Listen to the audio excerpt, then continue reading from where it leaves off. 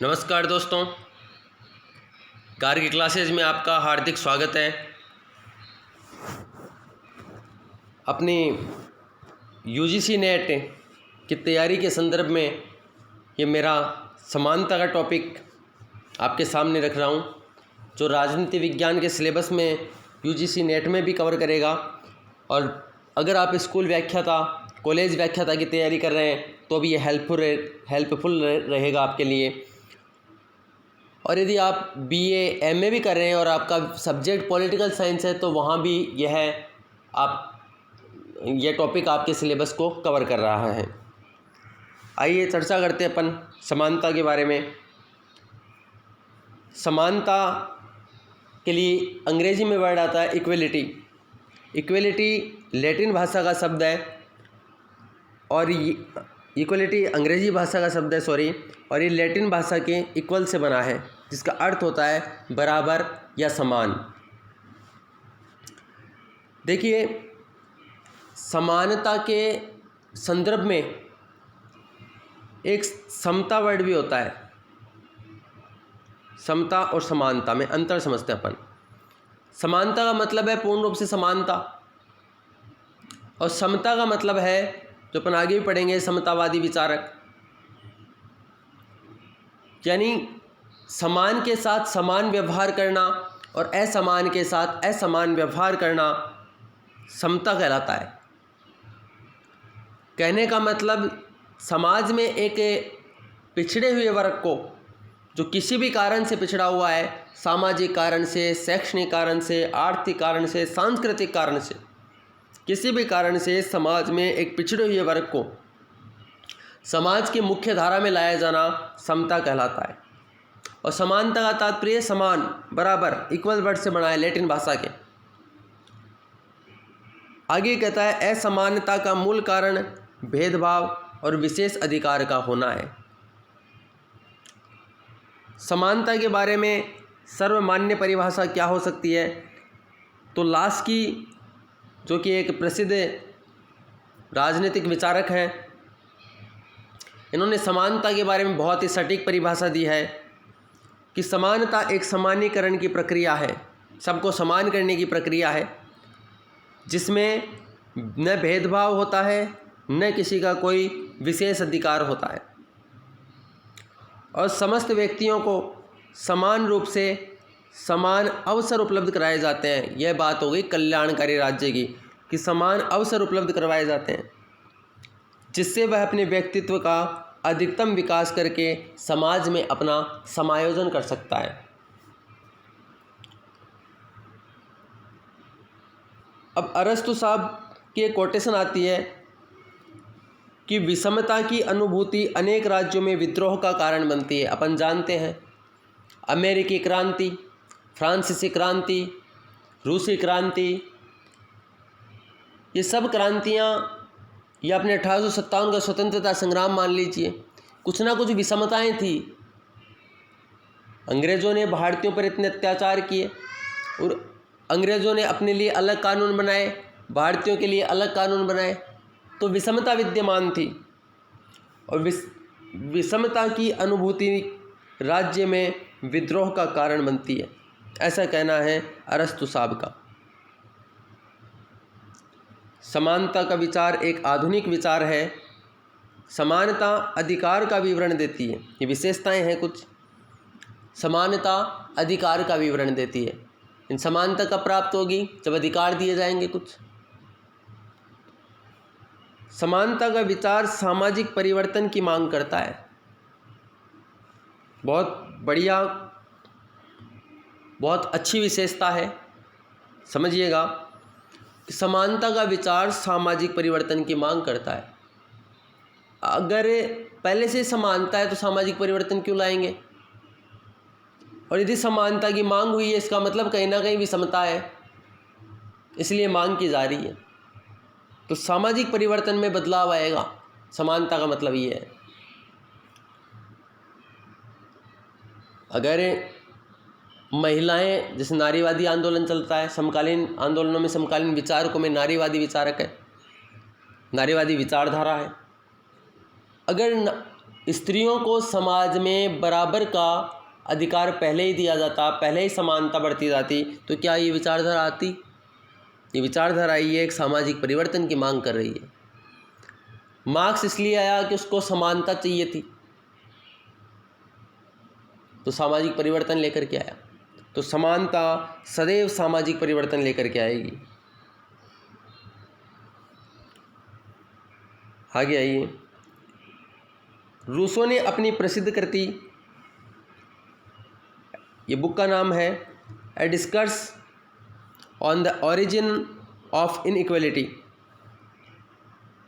विषमता की उत्पत्ति पर एक वार्ता, 1755 में ये बुक रिलीज हुई थी। तो रूसो ने विषमता का विश्लेषण किया है और विषमता का प्रकार बताइए। देखिए, एक तो इसने बताया है प्राकृतिक विषमता, प्राकृतिक विषमता, और एक है परंपरागत विषमता। प्राकृतिक विषमता कि मनुष्य प्रकृति से विषम है, कोई मोटा है, कोई पतला है, कोई गोरा है, कोई काला है, कोई चाइनीज आंखों वाला है।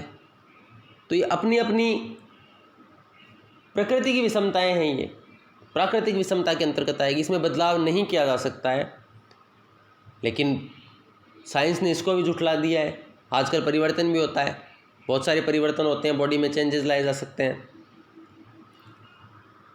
और परंपरागत विषमता जो सामाजिक कारण से हुई है, समाज ने जो परिवर्तन किया है, वो है परंपरागत विषमता। जैसे ये मानसिकता कि पुरुष ही शक्तिशाली होता है, महिलाएं घर नहीं चला सकती हैं, पुरुष ही घर चला सकता है, यह परंपरागत विषमता। या सामाजिक वर्ग आधार पर, यही एग्जाम्पल आएंगे घूम फिर करके। सामाजिक आधार पर किसी के साथ में भेदभाव किया जाने लगा, जैसे अमेरिका में अश्वेत लोगों के साथ में भेदभाव किया जाने लगा, या भारत में जाति आधार पर भेदभाव, ये परंपरागत विषमता है। तो प्राकृतिक विषमता में रूसो का मानना है कि बदलाव नहीं किया जा सकता है, लेकिन जो परंपरागत विषमता है इसमें बदलाव किया जाना चाहिए। तो प्राकृतिक विषमता प्रकृति की देन है, परंपरागत विशेषता समाज की देन है। प्राकृतिक विषमता अपरिवर्तनीय है, जबकि परंपरागत विषमता परिवर्तनीय है। इनमें परिवर्तन की मांग नहीं की जाती है, लेकिन परंपरागत विषमता में एक अन्यायपूर्ण विषमता के निवारण की मांग की जाती है। अन्यायपूर्ण विषमता की मांग की जाती है। व्यक्ति को निम्नलिखित विशेषताओं के कारण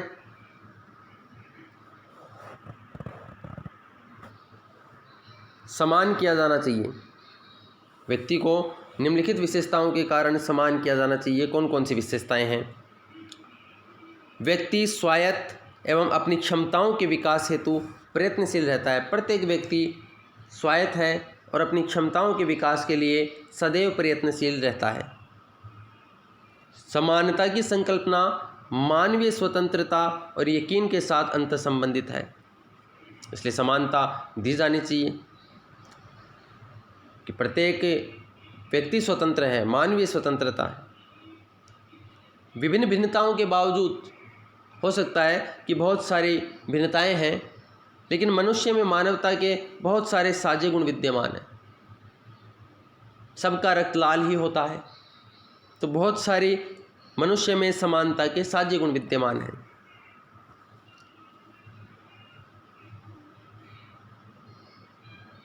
विभिन्न समूहों में भी विषमता नहीं होनी चाहिए। फिर आता है समानता का प्रकार। देखिए, कुछ अलग टाइप के प्रकार हैं जो आप लोगों की सुविधा के लिए बनाने की कोशिश की है। 3 प्रकार है: औपचारिक समानता या प्रक्रियात्मक समानता, परिणामों की समानता या तात्विक समानता। लिखा नहीं यहाँ पर, आप लिख लेना, तात्विक समानता।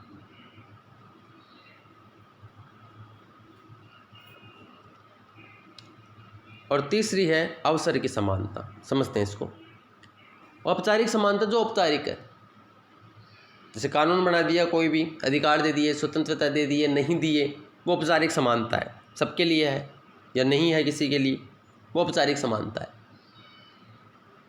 जैसे राजा महाराजाओं के टाइम पर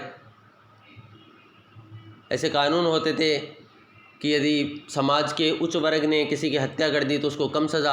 अरस्तु भी ये कहता है कि दास को ज़्यादा सज़ा मिलनी चाहिए यदि वो कोई अपराध करता है तो, और जो स्वतंत्र जन है उनको कम सज़ा मिलनी चाहिए। वो औपचारिक समानता।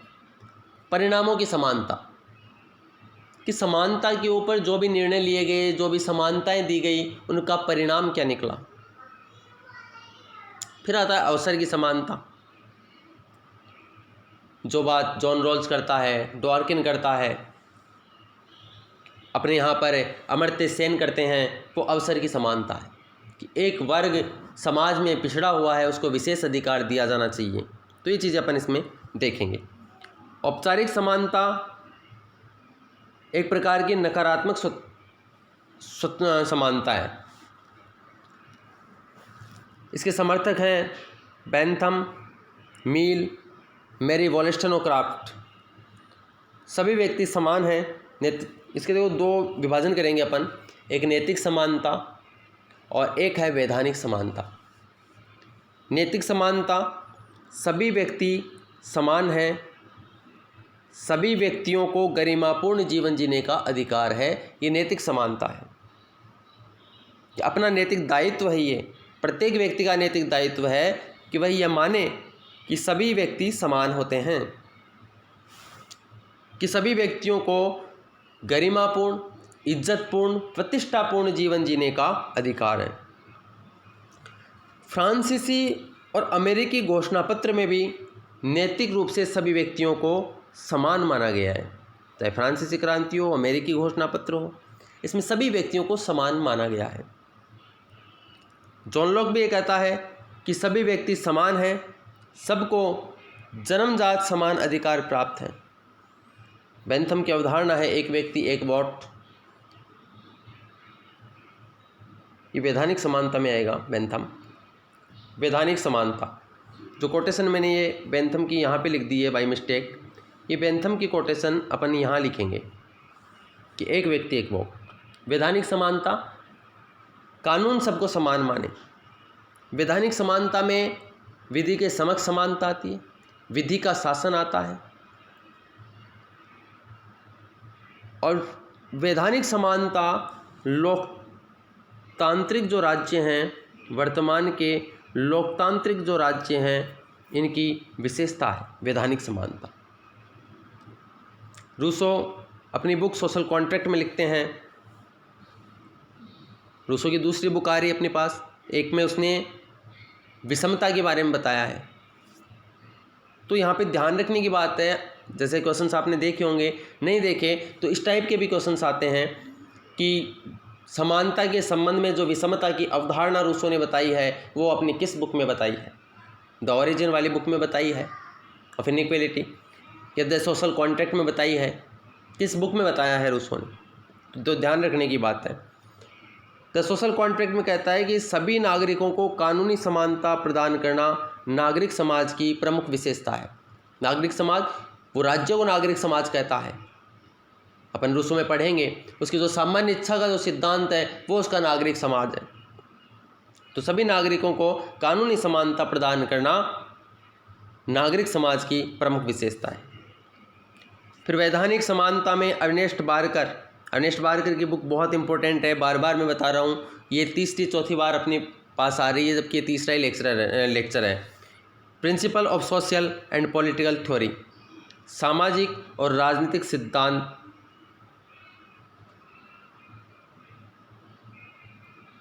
वैधानिक समानता की विशेषता है विधि के समक्ष समानता, विधि का शासन और लोकतांत्रिक शासन व्यवस्था में होता है, ये मैंने बता दिया ऊपर।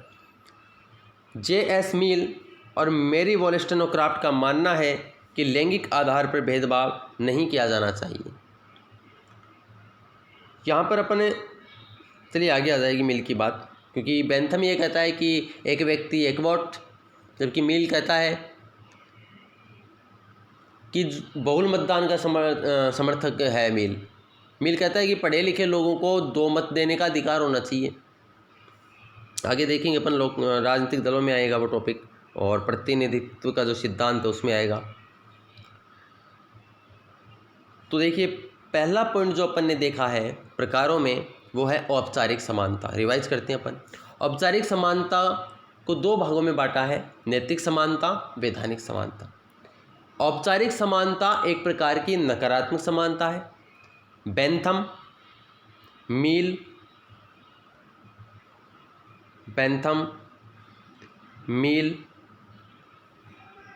और वोलेस्टेनोक्राफ्ट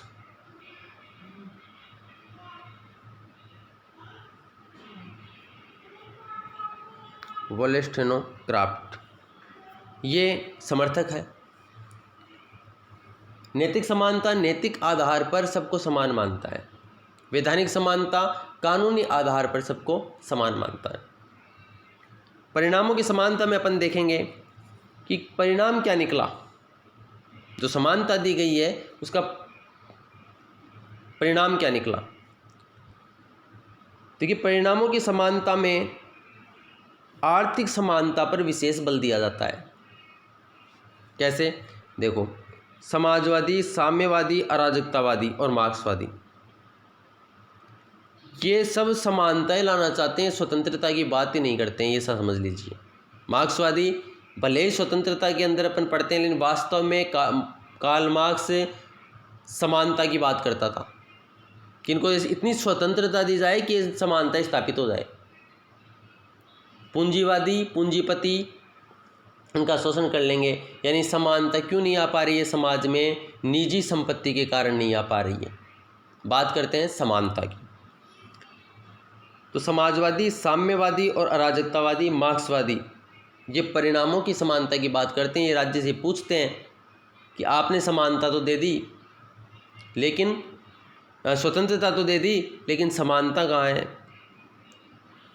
तो ये इनके प्रबल समर्थक हैं और आर्थिक समानता स्थापित करना चाहते हैं। समाजवादी आर्थिक समानता, साम्यवादी आर्थिक समानता, अराजकतावादी आर्थिक समानता, मार्क्सवादी आर्थिक समानता। मार्क्स आर्थिक समानता का प्रभावी प्रवक्ता है और विषमता का मूल कारण मानता है निजी संपत्ति को। प्रसिद्ध विचारक टोनी ने भी परिणामों की समानता पर विशेष बल दिया है। टोनी अवसर की समानता की संकल्पना को टेडपोल पॉलिसी कहता है। मेंढक की तरह चलने वाली पॉलिसी है अवसर की समानता। आगे पढ़ेंगे अपन, इसलिए हालांकि कोटेशन यहाँ पे है इसकी, क्योंकि ये परिणाम की समानता को मानता है। अवसर की समानता का मतलब है कि समाज के प्रत्येक व्यक्ति को समानता दी जानी चाहिए और इतनी समानता कि वंचित वर्ग है उसको भी समाज की मुख्य धारा में लाया जाए। अगर कोई अपंग व्यक्ति है तो उसको इतनी सुविधाएं दी जानी चाहिए कि वह अपनी क्षमताओं का, अपनी योग्यताओं का सही तरीके से दोहन कर सके, सही तरीके से उनका यूज कर सके। तो टोनी अवसर की समानता की संकल्पना को टेडपोल फिलॉसफी कहता है। लेकिन टोनी के इसी विचार को लास्किन ले लिया और लास्किन समर्थक बन जाता है अवसर की समानता का और कल्याणकारी राज्य का समर्थक है। अराजकतावादियों का मानना है कि समानता स्थापित करने के लिए केवल निजी संपत्ति से ही कुछ नहीं होगा, कि निजी संपत्ति को ही समाप्त नहीं करो। अगर समानता लानी ही है तो धर्म और राज्य को भी समाप्त करो। जैसा कि अपन जानते हैं, अराजकतावादी जो राज नहीं चाहते हैं, जो राजा को नहीं चाहते हैं, जो राज्य को नहीं चाहते हैं, वो हैं अराजकतावादी।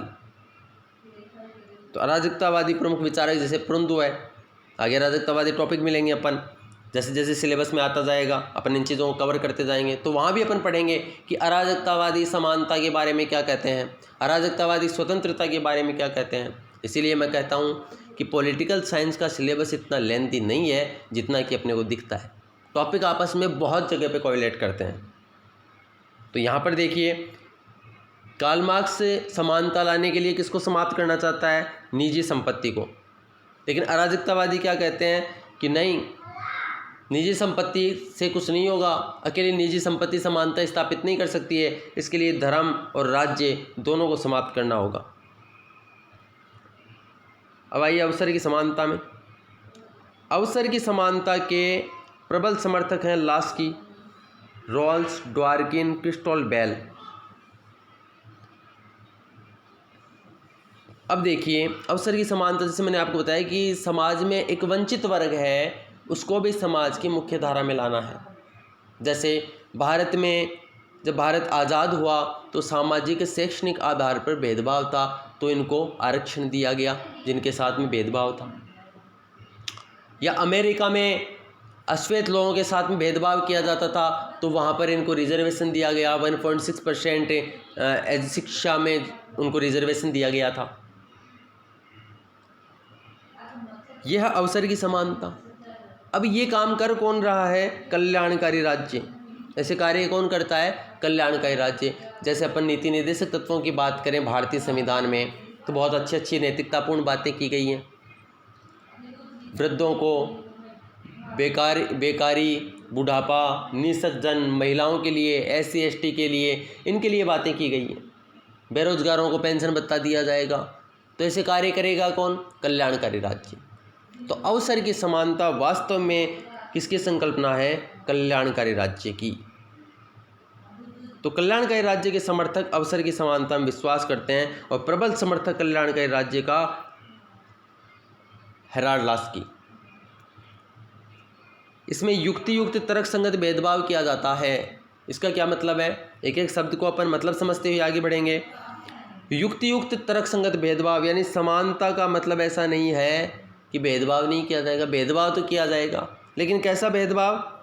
समान के साथ समान व्यवहार, असमान के साथ असमान व्यवहार। अपने भारतीय संविधान में भी अपन देखते हैं तो समानता का अधिकार दे दिया गया, अनुच्छेद 14 से अनुच्छेद 18 तक, लेकिन फिर भी भेदभाव किया गया है। उन्हीं अनुच्छेदों में तर्कसंगत भेदभाव है। समानता का अभिप्राय अतार्किक विषमता की समाप्ति है, कि लॉजिकल जो अतार्किक विषमता है, बिना लॉजिक की विषमता है, जिसका कोई तर्क नहीं है, उस विषमता को समाप्त किया जाए और तर्क संगत भेदभाव लागू किया जाए। क्रिस्टोल बेल के अनुसार, यहाँ भी नाम आया क्रिस्टोल बेल, प्रमुख समर्थक अवसर की समानता का। तो क्रिस्टोल बेल के अनुसार आधुनिक युग में भी विषमताएं हैं, लेकिन ये विषमताएं प्रतिभा, कौशल और गुणों के आधार पर हैं, न कि जाति और लिंग के आधार पर। ड्वार्किन, यहाँ पे नाम आया ड्वार्किन का, यहाँ देखिए बहुत इंपॉर्टेंट है। जॉन रॉल्स के साथ अपन न्याय में भी पढ़ेंगे। समतावादी है ड्वार्किन।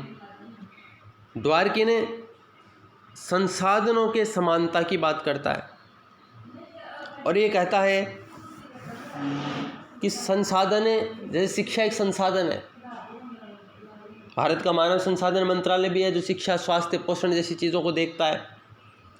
तो संसाधनों की समानता की बात करता है कि शिक्षा सभी तक पहुँचे, समानता दी जाए। कोई भी संसाधन, फॉर एग्जाम्पल शिक्षा एक एग्जाम्पल है मेरा। और जब इसका प्रारंभिक वितरण किया जाए तो जो भी वर्ग इसमें पिछड़ा हुआ है उसको विशेष अधिकार दिया जाना चाहिए। लेकिन जब ऐसा लगे कि अब ये समानता स्थापित हो चुकी है, अब हर कोई एजुकेशन ले पा रहा है, तो जब द्वितीयक वितरण किया जाए तो उसमें सभी को समानता दी जाए, उसमें फिर विशेष अधिकार नहीं दिए जाएं, क्योंकि अब सभी समान हो चुके हैं, कोई पिछड़ा नहीं है, तो फिर उसको समान अधिकार दिया जाना चाहिए। लेकिन इसमें भी क्या होता है दोस्तों, ड्वार्किन ये कहता है कि जो वर्ग पिछड़ा हुआ था उस वर्ग में भी जब उसकी समीक्षा की जाती है तो उस वर्ग में एक वर्ग ऐसा होता है जो उस आरक्षण का लाभ लेता है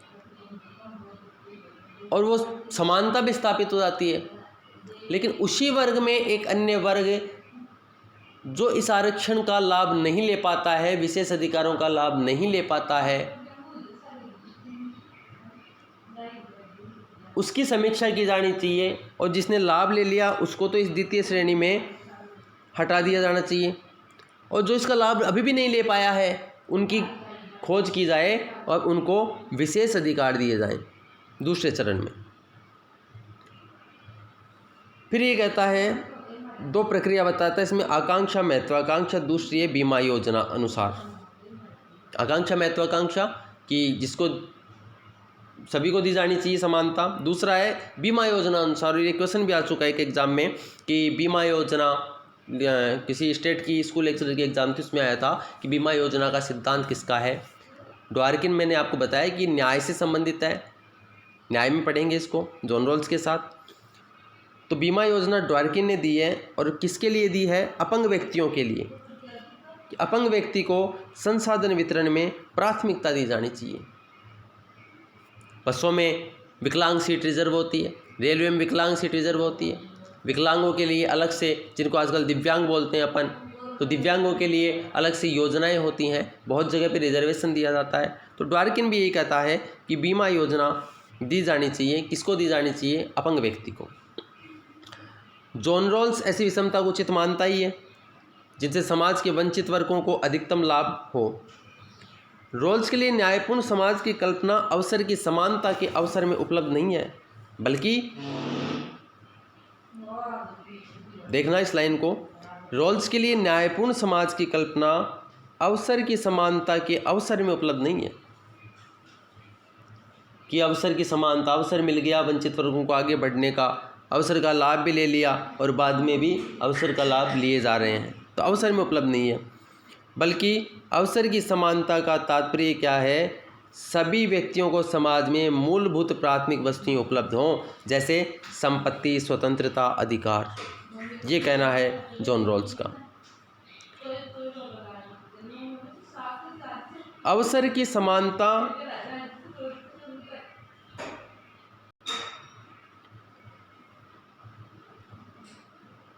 समानता औपचारिक समानता की त्रुटियों को पूर्ण करने का प्रयास है, क्योंकि अवसर की समानता में परिस्थितियों का भी ध्यान रखा जाता है, जबकि औपचारिक समानता में परिस्थितियों को उपेक्षित किया जाता है, जो अपने पढ़ी है। और क्योंकि औपचारिक समानता किस प्रकार की समानता है? नकारात्मक स्वतंत्र समानता है, प्रक्रियात्मक समानता की बात करता है, प्रक्रियात्मक न्याय की बात करता है।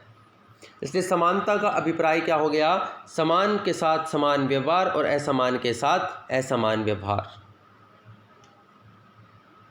इसलिए कहा जाता है कि राजनीतिक और वैधानिक समानता तभी स्थापित की जा सकती है पहले सामाजिक आर्थिक समानता स्थापित हो। बहुत इंपॉर्टेंट बात है, इसके ऊपर तो बहुत सारे क्वेश्चंस आते हैं। देखना, राजनीतिक और वैधानिक समानता तभी स्थापित की जा सकती है। कौन सी राजनीतिक वैधानिक? जो अपन ने पढ़ी है औपचारिक समानता में। यानी औपचारिक समानता तभी आएगी, औपचारिक समानता में नैतिक वैधानिक समानता। तो राजनीतिक वैधानिक समानता तभी आ सकती है जब पहले सामाजिक और आर्थिक समानता स्थापित हो। इन राजनीतिक समानता का मतलब क्या है? कि प्रत्येक व्यक्ति मत देने के लिए समान है, मत उम्मीदवार के रूप में चुनाव में खड़ा होने के लिए समान है, कोई भेदभाव नहीं होगा, और किसी उम्मीदवार को वो चुनाव भी लड़वा सकते हैं। तो समानता तो दे दी राजनीतिक वैधानिक, लेकिन लोगों को उसका सही तरीके से उसका यूज करना कब आएगा? जब उनको सामाजिक समानता दी जाएगी, जब उनको आर्थिक समानता दी जाएगी। एक व्यक्ति का पेट नहीं भरा हुआ है, क्या वो चुनाव लड़ेगा? क्या वो, उसको वोट से कोई मतलब है? पहली ज़रूरत उसकी है पेट भरना। आर्थिक समानता नहीं है तो चुनाव में क्या होता है? बाहुबली जो लोग होते हैं, जिनके पास में बहुत सारा पैसा होता है, वो चुनाव जीत जाते हैं। और एक ईमानदार व्यक्ति जिसकी छवि बहुत बढ़िया है लेकिन पैसे नहीं है, धनबल बाहुबल की विजय होती है फिर। तो ये है इस सेंटेंस का कहने का मतलब है कि राजनीतिक समानता, वैधानिक समानता दिलानी है तो पहले सामाजिक और आर्थिक समानता लाई जाए। और समानता लाने के लिए किए गए सकारात्मक प्रयास, क्या क्या प्रयास राज्य करता है समानता लाने के लिए? तो देखिए, लोक कल्याणकारी राज्यों में समानता लाने के लिए व व्यवहारिक एवं प्रभावी बनाने के लिए सामाजिक आर्थिक समानता और राजनीतिक वैधानिक समानता के सम्मिश्रण का प्रयास किया गया है। अपन देखते हैं लोक कल्याणकारी राज्यों में क्या हो रहा है। सामाजिक आर्थिक समानता भी लाई जा रही है, राजनीतिक वैधानिक समानता भी लाई जा रही है, लेकिन विशिष्ट वर्गवादी कौन है? विशिष्ट वर्गवादी एलिट क्लास। अपन पढ़ेंगे, एक टॉपिक है अभिजनवादी करके, विशिष्ट वर्गवादी समझ लीजिए, अभिजनवादी बोलते हैं, इंग्लिश वर्ड इनके लिए एलिट क्लास आता है। यानी ये जो विशिष्ट वर्गवादी हैं, इनका मानना है कि लोकतंत्र की जो व्यवस्था है इसमें एक वर्ग विशेष का ही एक विशेष वर्ग के पास में ही पावर होती है, वही चुनाव जीतता है। पीढ़ी दर पीढ़ी वंशानुगत चुनाव जीतते रहते हैं, या उनके जो रिश्तेदार होते हैं सरकारी टेंडर वेंडर वो लेते रहते हैं, जिनको भाई भतीजावाद की राजनीति बोलते हैं अपन। यहाँ तक कि आपको मैं एक फैक्ट बताता हूँ, कहीं ना कहीं काम आ जाएगा, कि अपने देश की न्यायपालिका, उच्च न्यायालय और जो उच्चतम न्यायालय है, सर्वोच्च न्यायालय, हाई कोर्ट, सुप्रीम कोर्ट है, देश के आज़ाद होने के बाद यानी 75 वर्ष में केवल 47 परिवार ही ऐसे हैं जहाँ से उच्च न्यायालय सर्वोच्च न्यायालय में न्यायाधीश बने हैं। देश के उच्च न्यायालयों में और सर्वोच्च न्यायालय में अब तक न्यायाधीश बने हैं वो केवल 46 परिवारों से ही बने हैं। तो वहाँ भी भाई भतीजावाद का सिस्टम चलता है। तो विशिष्ट वर्गवादी विचारक हैं मोस्का, पेरेटो, मिचेल्स, और इनका मानना है कि आधुनिक लोकतांत्रिक राज्यों में वास्तविक राजनीतिक वैधानिक समानता में संदेह प्रकट किया है। संदेह है कि होता नहीं है, समानता की बात तो कर ली लेकिन समानता नहीं होती। यहाँ पे विशिष्ट लोगों का ही प्रभुत्व रहता है, ऐसा इनका मानना है। आगे चलते हैं अपन। इसी संदर्भ में पेरेटो का एक कथन है। देखो ये जो कथन है पहले मैं समझा देता हूँ आपको। कुछ लोग शेर जैसे साहसी और लोमड़ी जैसे चालाक होते हैं जो शासन सत्ता का संचालन करते हैं। अब यहाँ पे आपके दिमाग में आई होगी मैकियावली की कोटेशन। मैकियावली यहाँ पर ये नहीं कहता है, मैकियावली कहता है कि राजा को, जो शासक हो, उसको शेर के जैसा साहसी होना चाहिए और लोमड़ी के जैसे चालाक होना चाहिए शासक को। और यहाँ पे क्या कह रहे हैं, पेरेटो क्या कहता है कि हर देश में, लोकतांत्रिक देश में कुछ ऐसे लोग होते हैं जो शेर जैसे साहसी होते हैं, लोमड़ी जैसे चालाक होते हैं, बस वही शासन सत्ता का संचालन करते हैं। तो दोनों की अलग अलग बात है। सकारात्मक विभेद या संरचनात्मक विभेद को लागू करने के लिए निम्न सिद्धांतों का प्रयोग किया जाता है। कौन कौन से सिद्धांत हैं, यानी जो अपने पढ़ा है। अवसर की समानता, वो कैसा भेदभाव है? भेदभाव है, लेकिन कैसा भेदभाव है? सकारात्मक भेदभाव है। कैसा भेदभाव हो गया? सकारात्मक। या संरचनात्मक भेदभाव मान लीजिए, संरक्षण किया जाता है इसमें। तो इन सिद्धांतों सकारात्मक विभेद को लागू करने के लिए राज्य क्षतिपूर्ति का सिद्धांत, समानुपातिक न्याय का सिद्धांत, वितरणात्मक सिद्धांत, इनका प्रयोग करता है। क्षतिपूर्ति का सिद्धांत कि यह माना जाता है कि किसी वर्ग के साथ में भेदभाव हुआ है, चाहे पहले की पीढ़ी में हुआ है चाहे आज हुआ है, तो उनको क्षतिपूर्ति दी जानी चाहिए। यानी अमेरिका में यदि अश्वेतों के साथ में गलत हो रहा था तो ये माना गया कि जो श्वेत हैं इन्होंने अश्वेतों का, जो काले लोग हैं, इनके साथ में गलत किया है, और अब जो गोरे लोग हैं इनको क्षतिपूर्ति देनी पड़ेगी, कुछ कीमत चुकानी पड़ेगी। समानुपातिक न्याय का सिद्धांत ये कहता है कि सब समान हैं तो एक अनुपात में उनको न्याय दिया जाना चाहिए। जैसे पुरुष महिला समान है लेकिन उनके साथ में भेदभाव हो रहा है तो उनको समानुपातिक न्याय की व्यवस्था दी जानी चाहिए। वितरणात्मक सिद्धांत या आरक्षण से संबंधित है, रिजर्वेशन से संबंधित है। जो अवसर की समानता पढ़ा है अपन ने, वो मूल रूप से वितरणात्मक सिद्धांत में ही प्रकट होएगी। आगे देखते हैं अपन।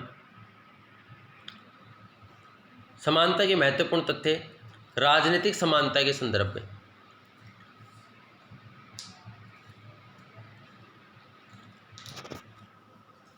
लोक ने केवल संपत्तिशाली लोगों के प्रतिनिधित्व का समर्थन किया है।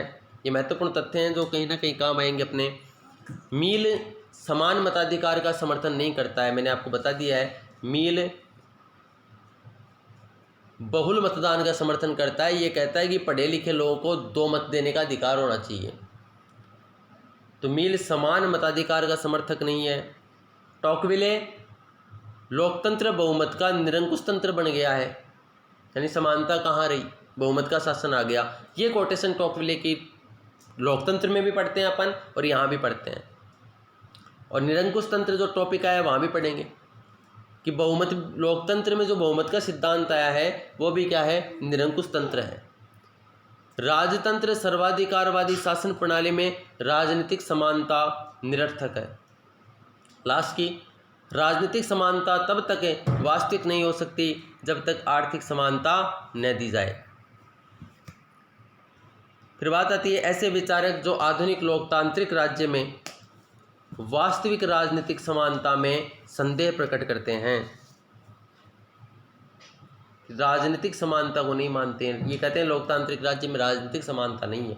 ये कौन है? एक तो मैंने आपको बता दिया, विशिष्ट वर्गवादी हैं, जो ये कहते हैं कि लोकतंत्र में एक विशेष वर्ग होता है, बस उसी का प्रभुत्व रहता है। ये है मॉस्का, पेरेटो, मिचेल्स और मील। मिचेल्स और मिसेल्स एक ही हैं।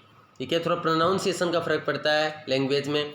जैसे आपने चाइना में देखा होगा शी जिनपिंग का नाम कई जगह पे जिनपिंग लिखा हुआ आता है, कई जगह पे चिनपिंग लिखा हुआ आता है, बस वही है।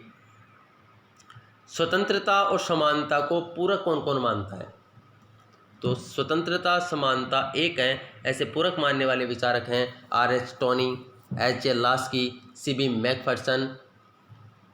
स्वतंत्रता और समानता को विरोधी मानते हैं स्वेच्छातंत्रवादी। स्वेच्छातंत्रवादी बोल दो या इनको नव उदारवादी भी कहा जाता है। इनको नव उदारवादी भी कहा जाता है। हेयक, बर्लिन, नोजिक, फ्रीडमैन और मील। ये स्वतंत्रता और समानता का विरोधी मानते हैं। मील भी समानता का समर्थन नहीं करता है। किसको मान रहा है ये? बहुल मतदान को मान रहा है, एक वोट एक मतदान की बात नहीं कर रहा है। तो स्वतंत्रता समानता विरोधी मानता है मील और नवउदारवादी विचारक। फिर आता है समानता और न्याय। समानता और न्याय को पूरक मानने वाले विचारक हैं समतावादी। समतावादी कौन कौन? जॉन रॉल्स, अमर्त्य सेन, ड्वार्किन और विरोधी मानते हैं वही स्वेच्छातंत्रवादी हेयक, बर्लिन, नोजिक, फ्रीडमैन। समानता की संकल्पना की विरोधी कौन है? और समानता जैसी कोई चीज़ होती नहीं है, इसकी विरोधी विचारक हैं अरस्तु।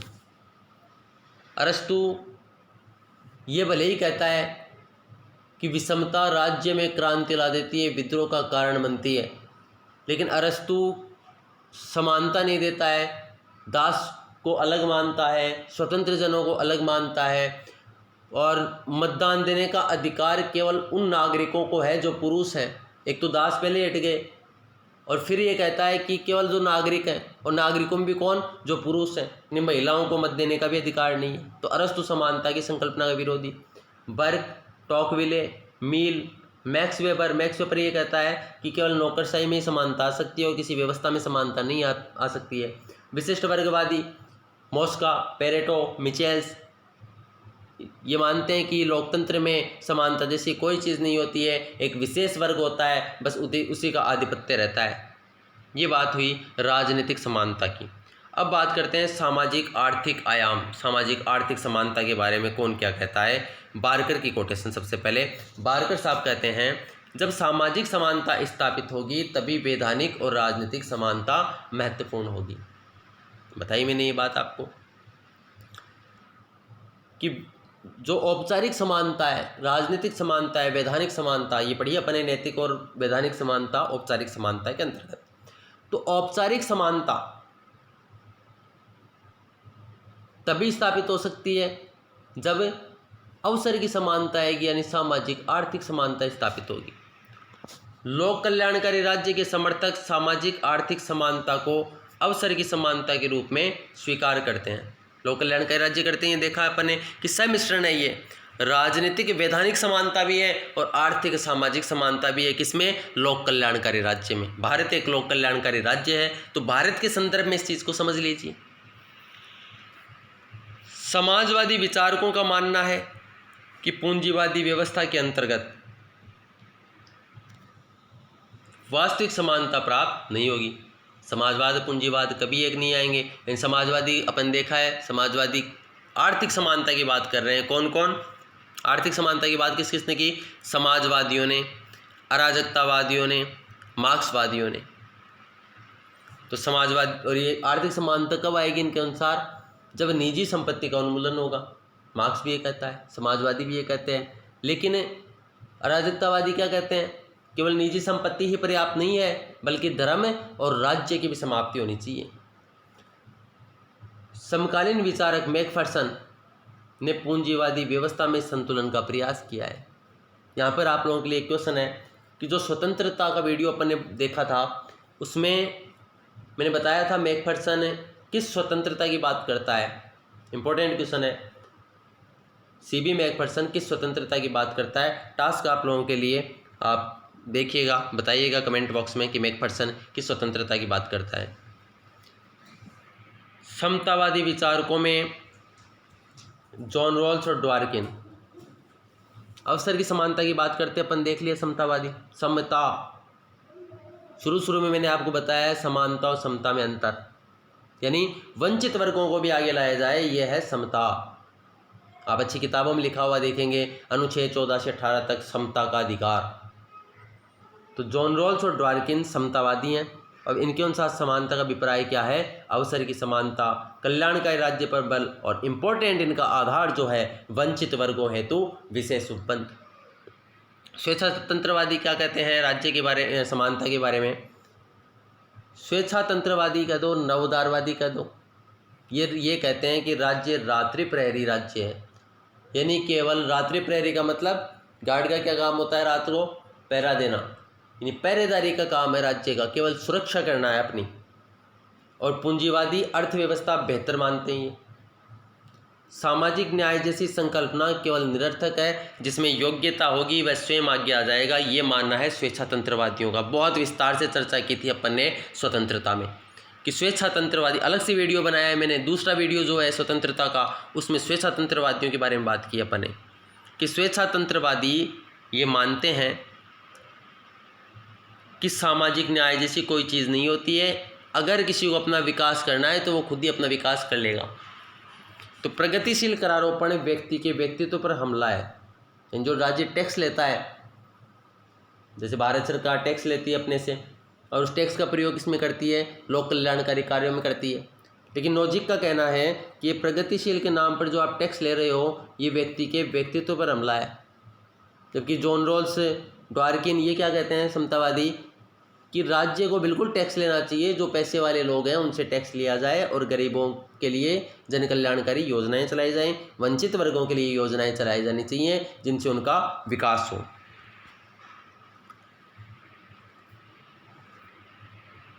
कार्ल पॉपर ने मार्क्स को मुक्त समाज का शत्रु कहा है। मुक्त समाज जो बाजार व्यवस्था है वर्तमान में, या कल्याणकारी राज्य में जो एक ऐसी युक्ति निकाल करके लाया कल्याणकारी राज्य जहाँ व्यक्ति को राजनीतिक समानता मिलती है, जहाँ वैधानिक समानता मिलती है, जहाँ सामाजिक समानता मिलती है, जहाँ आर्थिक समानता मिलती है। और कार्ल मार्क्स ये कहता है कि ये सब पूंजीपतियों द्वारा किया गया है और जब तक पूंजीपतियों का उन्मूलन नहीं होगा तब तक समानता स्थापित नहीं होगी, यानी निजी संपत्ति का उन्मूलन चाहता है मार्क्स। इसलिए कार्ल पॉपर उसे कहता है मुक्त समाज का क्या है? शत्रु है। अमर्त्य सेन, जिसकी बुक का नाम ही डेवलपमेंट एज फ्रीडम, विकास को स्वतंत्रता के रूप में परिभाषित करता है कि डेवलपमेंट होगा तो व्यक्ति को, वंचित वर्ग को भी अधिकार मिलेंगे, उसको भी समानता मिलेगी, यानी स्वतंत्रता मिलेगी, उसको वह अपना कार्य कर सकता है, उसको भी, वो भी विकास की मुख्य धारा में आगे आएगा। तो अमर्त्य सेन जो कि नोबेल पुरस्कार से सम्मानित हैं, अंतर्राष्ट्रीय स्तर पर जाने माने भारतीय विचारक हैं, वो भी समतावादी विचारक हैं। फिर साहब नारीवादी क्या कहते हैं समानता के बारे में? नारीवादियों का मानना है कि हमें तो समानता मिली ही नहीं, हम तो वही घर किचन तक ही सीमित रह गए। तो प्रमुख नारीवादी विचारक है साइमन दे बुआ, कैरोल पेटमैन, केट मिलेट। अलग से टॉपिक अपना ये नारीवादियों का, उसमें अपन देखेंगे कि नारीवादी यहाँ तक कहते हैं कि महिलाओं के लिए एक अलग से समाज बना दो हमारा, बस उसमें केवल महिलाएं रहेंगी, पुरुषों की कोई एंट्री नहीं होगी उसमें। तो उनसे पूछा जाता है कि मनुष्य सामाजिक प्राणी है, प्रकृति के नियम के विरुद्ध है।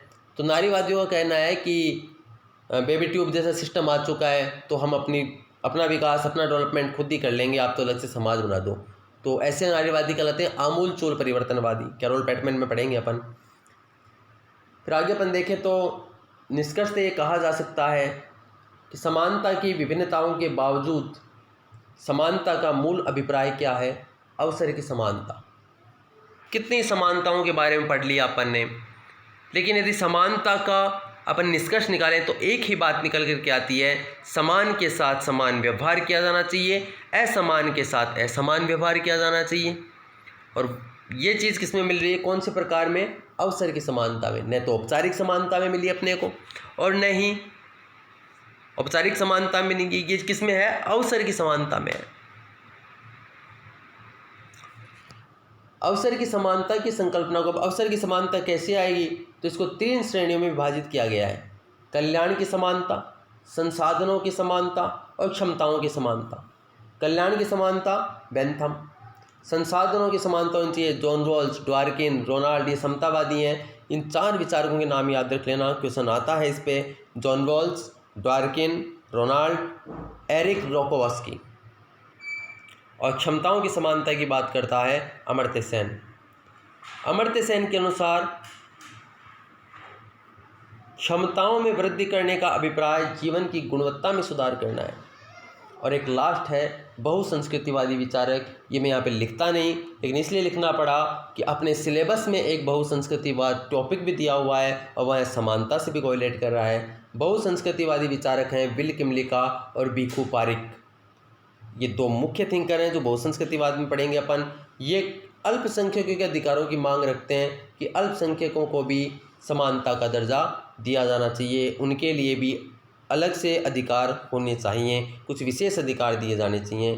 तो बहुसंस्कृतिवादी विचारक हैं विल किमलिका और भिखु पारिक, ये अल्पसंख्यकों के अधिकारों की बात करते हैं। ये समानता का वीडियो था। अगर आपको वीडियो अच्छा लग रहा है तो प्लीज़ वीडियो को लाइक कीजिए, आप सब्सक्राइब कीजिए, हमारे चैनल को शेयर कीजिए ताकि ज़्यादा से ज़्यादा लोगों तक ये लाभ पहुंच सके। मैंने अपनी तरफ से समानता का वीडियो बहुत ही अच्छे से वो कवर किया है, और फिर भी आपको कोई कमी इसमें लगती है तो प्लीज़ कमेंट बॉक्स में कमेंट कीजिए ताकि हम इसमें और सुधार कर सकें। थैंक्स।